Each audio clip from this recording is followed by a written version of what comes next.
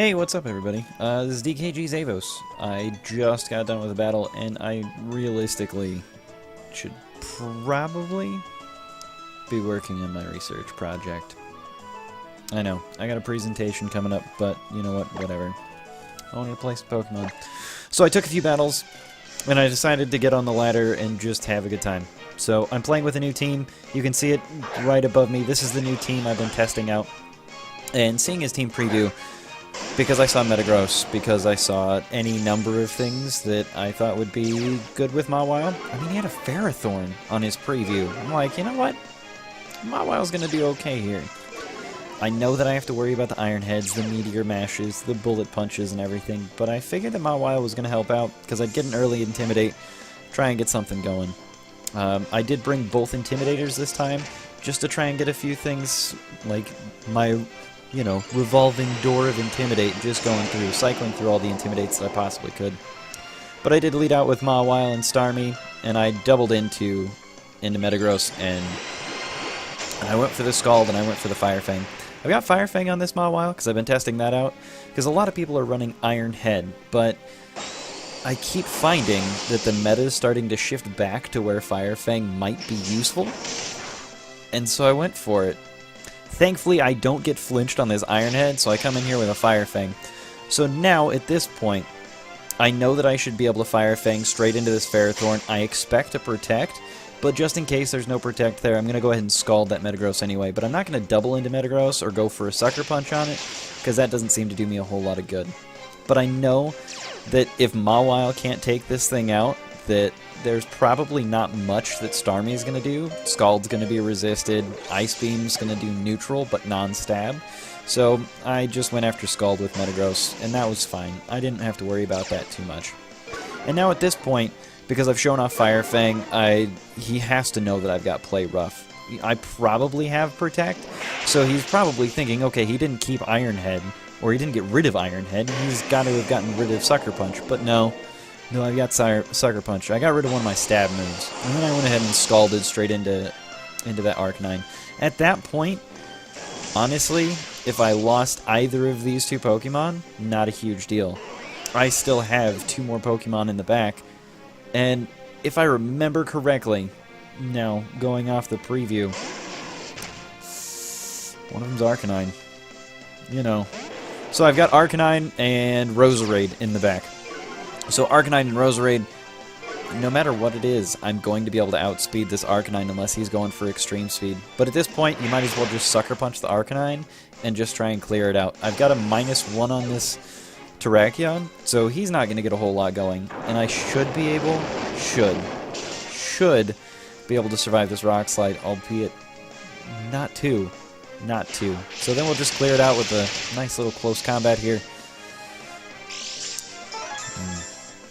But maybe not. Yeah, I thought I was going to get a double down too, because most of them are running Lumberry.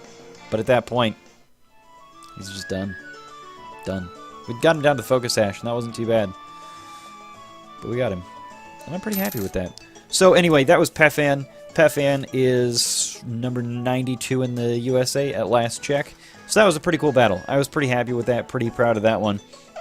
And so then the next one that I've got is Daniel, and I put this on Twitter, and so there's the code for you if you wanted to watch that. I did post this one out on Twitter. It's the same team that I'm running now, but it was one of those early tests. This was one of the top 20 in Germany? Question mark. Not positive. I do look up opponent stats now and then, but his profile was private, so I couldn't tell if it was the right one or not. So now at this point, you see Hariyama on the preview, and you're like, okay, this is a Trick Room team. He had Cresselia, he had Trevenant, he had a bunch of slow Pokemon. When you've got Abomasnow and Mega Camerupt, you know it's a Trick Room team. So I bring out Gengar to avoid the Fake Out, Helping Hand to avoid the Fake Out, and go for the Shadow Ball, assuming that he probably doesn't have Focus Sash on Trevenant.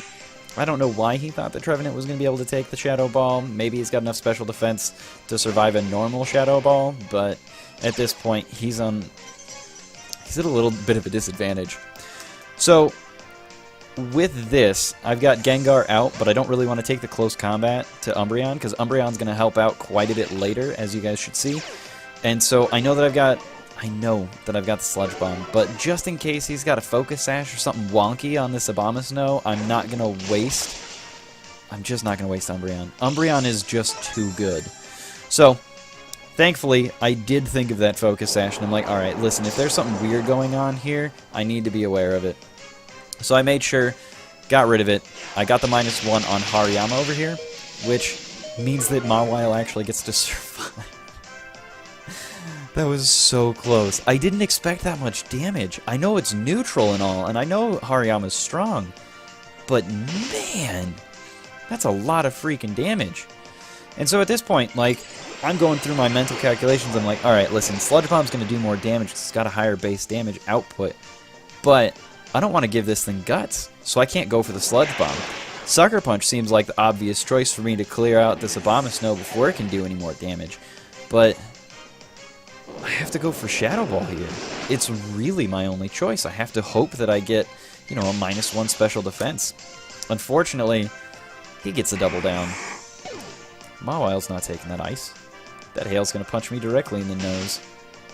Bye, Mawile. Sorry. I tried. Thought you'd take a close combat a little better than that, but clearly not. But at this point, I still have Umbreon, so that's good. Then I've got Starmie. Starmie's got Psychic. That's cool. So at this point, I'm expecting that Camerupt's going to go ahead and protect, because if you've got Camerupt up against, well, a water type, he doesn't really want to be there. Now, really, he may not have any choice but to lose, but a lot of people tend to try and protect at some point, so I went ahead and went for the Psychic on Hariyama.